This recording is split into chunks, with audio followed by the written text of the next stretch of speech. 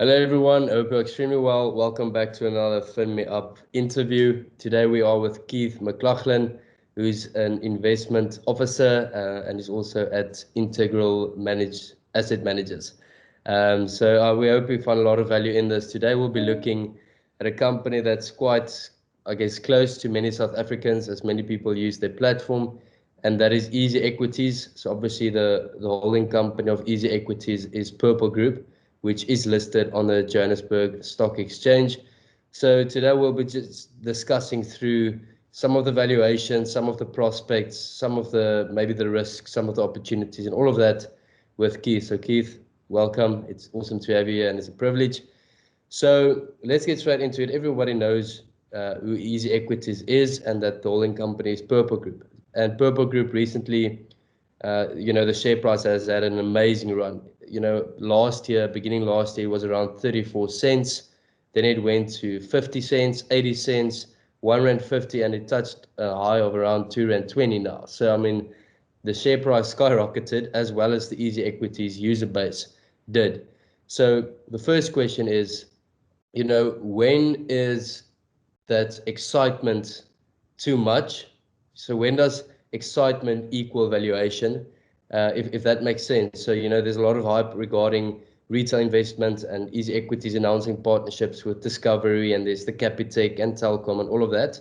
And when does that actually come into line with the actual, valuations? And when do we see all of this excitement come in? Absolutely, Hugo, and great to be here. Hi to all the viewers.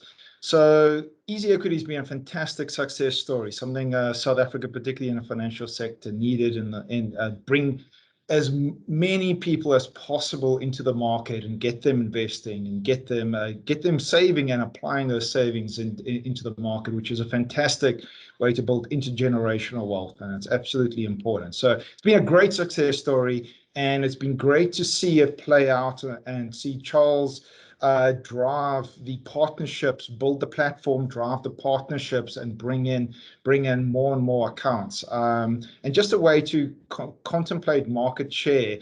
And it's always a little bit difficult, but if there's about 5.5 million taxpayers in South Africa, one would assume that if you're a taxpayer, you're employed, and if you're employed, that means that you have an earning stream that you can be investing some of that. So if we assume that half of those want to be active investors, and EasyEquities has about 500,000 active accounts, you're looking at a target market of about 2.5 call it round up to about 3 million. So EasyEquities is, looking at 10 approaching 20% market share, which is really, really great feat, going from zero to a nicely dominant, or at least a significant market share. But you're correct. At some point, we need to separate really the excitement in the stock and the success story of EasyEquities from the valuation of Purple Group, because those are actually two separate things. And a way I like to do it, because we're not sure how any of this plays out, and by definition, doing a valuation, we try to use facts, but we are valuing what the future is, and the future by definition is unknown, or there would be no volatility in markets, everything would be perfectly priced. And a good way of doing it is to have a look at how competitors, well, not competitors, but how comparatives overseas have played out. Now, the starting point, and probably the most controversial or high visibility one, is Robinhood in America as a low cost mobile orientated new generational broker that's really disrupted the American market. And there we look at key metrics and apply them to EasyEquities, and from that we extrapolate that into the Purple Group stake. Now, what makes a brokerage a brokerage? Well, after you have the license and the platform in place, really two things drive profits. That's it. There's only really two key metrics: the number of accounts you've signed, and how much revenue those accounts generate, i.e. how active those accounts are. And if we have a look at Robinhood, They've signed the millions of accounts, and they generate a certain amount of revenue out of that. Out of that calculation, we can arrive at an average revenue per account, and comparing that average revenue to account to Robinhood's market cap, because it's listed, so it's already valued for us. We don't need to do the heavy lifting. The market's gone and done the heavy lifting for us, which is quite useful. We can arrive at a valuation per account. Extrapolating that to EasyEquities, and obviously converting that into rands, we arrive at a valuation of about 2 billion, a little over 2 billion rand. And chopping out Sanlam's 30% stake, we arrive at a valuation per EasyEquity share, that's rounding up, it's about 170 cents. So what you can see is that earlier this year, what we had some very obvious value left on the table for Purple Group, because we have a valuable investment in EasyEquity, and then you get the rest of the group free when it was trading below this level. But what it's currently done is it's ramped up on the excitement of the discovery. It's ramped up on a range of things, and trading above 200 rand, 200 cents a share, it's no longer cheap if we view it relative to its EasyEquity stake. And what this is really saying to me is either EasyEquities needs to carry on growing, more accounts and more revenue generated per account, or the rest of the group needs to start generating a profit. And if we chop out EasyEquities profit contribution from the group, the rest of the group is actually net loss making. So it makes me feel like we've had a success story that has played out really, really well, and full credit to Charles, Purple Group, and EasyEquity team. But the sentiment has driven the share price beyond where fundamentals can start to justify it. So at some point, if fundamentals and the valuation in the background acts as gravity, it's going to pull that share price back down to where it should be. So, you said, so your fair value calculations put Purple Group at a fair valuation at the share price of R1.70. Sorry. So it's only the EasyEquities portion of that valuation that puts it about 170, and that's only assuming Robinhood is the correct comparative. I'll give you an example of why I say that, and Robinhood is a very generous comparative. If we, for example, use one of the other low-cost brokers like Charles Schwab in America, it has a far more conservative valuation. That implies the EasyEquity stake is only worth about 70 to 80 cents per Purple Group share. So nothing's perfect, and no comparative is without flaws. But my sense is that, and as an investor, let me phrase it this way: you're looking for asymmetrical payoffs, where the risk of loss is very low to me, whereas the risk of return is very high. So asymmetrical payoffs, where I probably won't lose much money, but I'll hopefully make a lot of money. And earlier this year, where Purple Group was trading below the implied fair value of EasyEquities, I wasn't sure how much the rest of the group was worth, and it wasn't really important because I was getting it free, and I was getting EasyEquities investment probably at a discount. That's no longer the case. Now one needs to take a view, and a hard view, about what the rest of the non-EasyEquity portion of the group is worth. And there it's a little harder to call, because like I said, the rest of the group is actually trading at a loss when you add it all up. Yeah, so that makes sense. So what would you say needs to happen in order for that fair valuation of Purple Group to go more towards 3 rand, 4 rand, 5 rand? What would you say needs to happen? Is it just more and more and more accounts? Is it global diversification? Is it better economic conditions? Or what would need to happen in order to actually see the valuation become higher? So I would say two very important things need to happen. First of all, zoom into EasyEquities. EasyEquities needs to carry on growing, more users generating more revenue, and that'll drive the economics of that business forward. And it needs to really approach hopefully Robinhood level valuations. What I mean by that is at this point, EasyEquities is generating only about a fifth of the revenue per account that Robinhood is doing. So even if it doesn't grow its accounts, if it can generate more revenue per user, it'll generate better bottom line and demand a higher valuation. So one-to-one correlation. Then, because there is the rest of the purple group that exists, Emperor Asset Management, GT 24/7 and the like, and you've got corporate and group overheads and investments, that part of the group needs to go into profit and or grow and demand a higher valuation itself. So there's really two parts to that equation. What might move it into the stratosphere and really demand multiples of what is currently valued at is that both of those things happen. Because we've got lots of moving parts here. You could, for example, have EasyEquities continue to grow fantastically, but the rest of the group underperforms and perhaps starts making larger losses. GT 24/7 falls over, or Emperor Asset Management has large outflows. So you may. What you really need is you need the rest of the group to do well and EasyEquities to do well. And off the back of that, hopefully you can get a higher valuation. Why would you say the other companies are loss making? Is it just, there's too much costs, or is it just the business model, or what would you say? We all know EasyEquities that well. We don't necessarily know the other small ones that well, or the other ones. So what would you say needs to change there? So just touching briefly on the other business models, GT 24/7 is a difficult business model because you have to keep feeding accounts into the machine, and the longevity of the accounts are less, are a bit of a challenge there. But so long as you manage the costs, it's more or less a profitable business. So I don't really see a problem there. Same with Emperor Asset Management, a very quantitative, momentum-driven strategy, but that's fine. That they've got a good niche. Asset management is a good business model. They must carry on performing and carry on collecting assets. Nothing wrong with that. The real problem lies at the center. And with all respect to Charles and the team, I see the corporate overheads as quite simply just probably too high.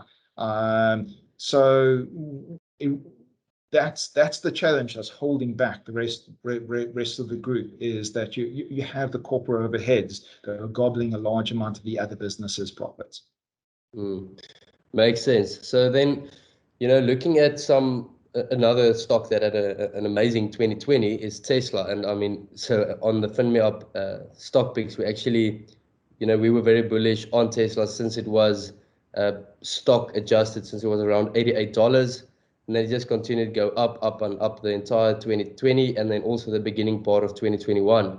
And now, if you look at the graph, you just see a lot of, it's just going in a straight line, a bit of stagflation.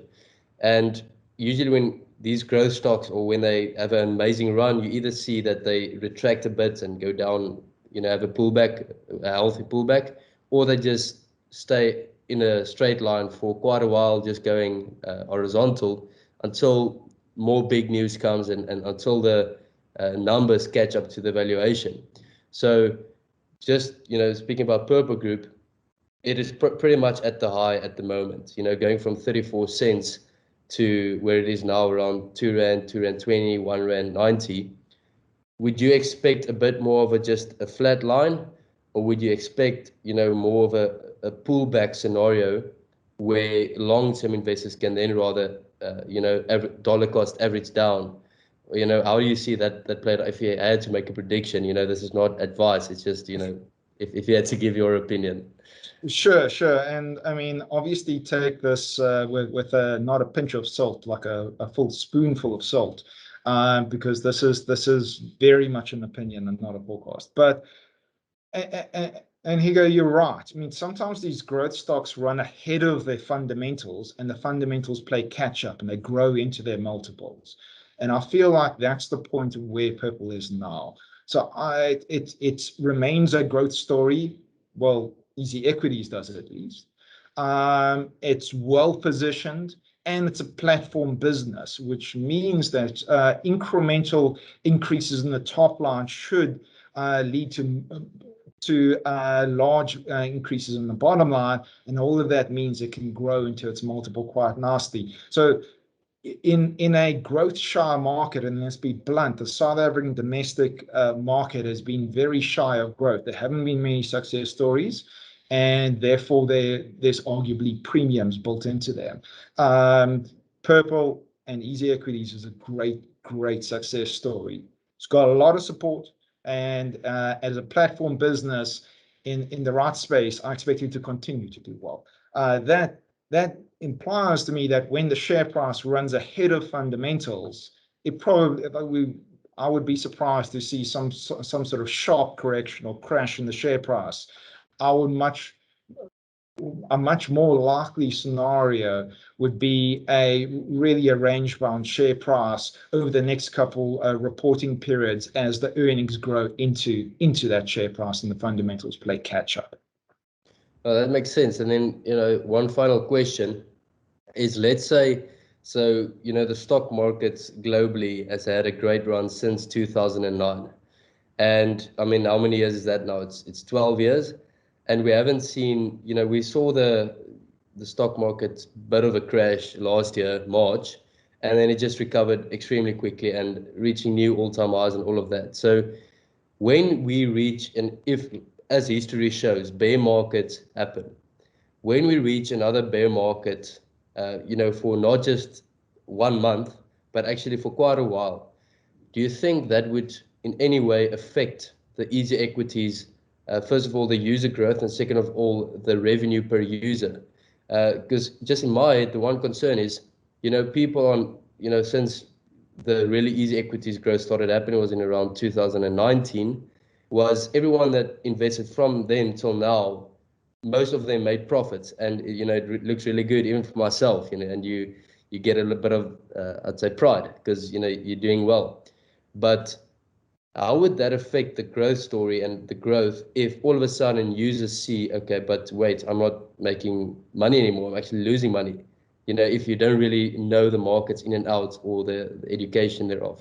So brokerages are funny businesses. The ultimate level of the market is less relevant in the brokerage than the volatility of the market. So as a brokerage, the nightmare scenario is a flat, range-bound, low volatility market for an extended period of time, because that means you get less trade. People tend to hold portfolios, they're doing nothing, they don't do anything, and all the excitement fades and all the trade fades, and therefore all the fantastic accounts you have aren't active or aren't as active as they would be. So your revenue's low and you just sit along there trading water. That's the nightmare scenario for a brokerage. What you really want and what really works nicely is one of two types of market: a nicely running bull market, so everyone's making money, the trades are getting bigger, and the market rising is attracting people in. So you're probably signing lots of new accounts, and everyone's looking at the returns and jumping in, and you're getting good amounts of trade, and it's work.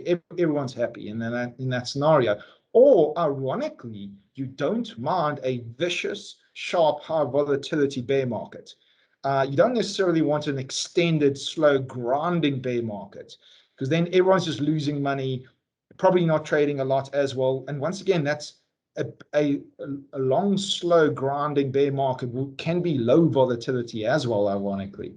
But what a sharp, sudden, high volatility market crash can actually induce high amounts of trading, and you can make a lot of money off that as a brokerage. So remember, brokers is really two things. You want accounts, and you want them to be active. And especially bull markets create accounts that pull people into the market. Nothing quite like making money to attract more people to make money. And then the second thing is you want those accounts to be active, and volatility drives the activity. But so yeah, that's that. In my opinion, that's really what you want. You're more agnostic as to how the volatility happens, but you want the volatility. So actually, brokerages don't want the hodlers. They want the traders. So yeah, just as a final conclusion is, for I don't know if you're invested in Purple Group personally or not, but if you had to take a stance between, sell / avoid, hold or buy, where would you lean more towards?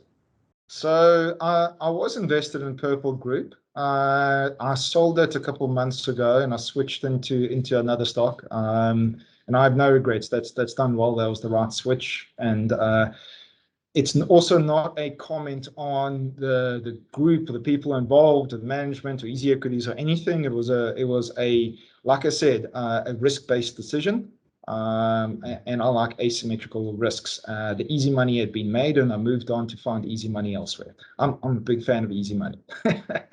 So where would I stand? Well, I think that the symmetry of risk versus return that used to be skewed in your favor as a shareholder in Purple Group has shifted now. We have a much higher valuation in a much quieter market with much larger market share, and a share price that now no longer gives you the rest of the group free. You have to take a hard view on the rest of the group that is unfortunately net loss making at this point. So no, I would not be holding Purple Group at this point.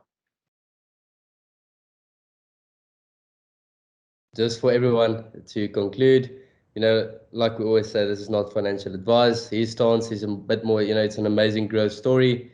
Just, the valuations according to his calculations is not in line with where it is currently. So he's taking more of just a step back at the moment. And like you said, you can have a listen to this again if you really want to go into details with Purple Group. But two things need to happen. So yeah, thanks for all your knowledge. Have a great day, everyone. Thanks for watching. Consider liking and subscribing for more like this. Thanks. Cheers.